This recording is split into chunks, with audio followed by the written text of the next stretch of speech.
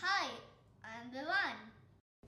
In this we require chocolate ganache, fruit jam and vanilla cake slice.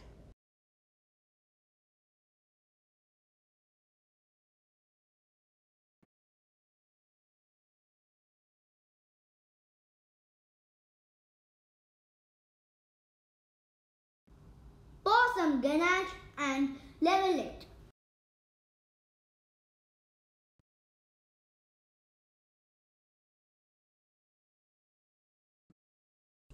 Now put the vanilla cake slice in the middle.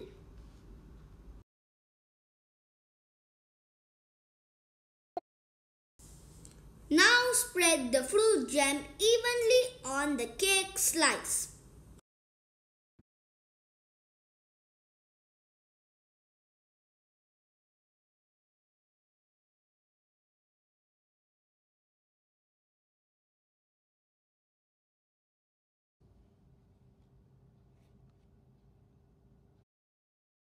Now final step.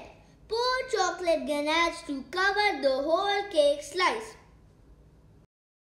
Tap the tin little so it will spread evenly. Keep in fridge for 3 to 4 hours.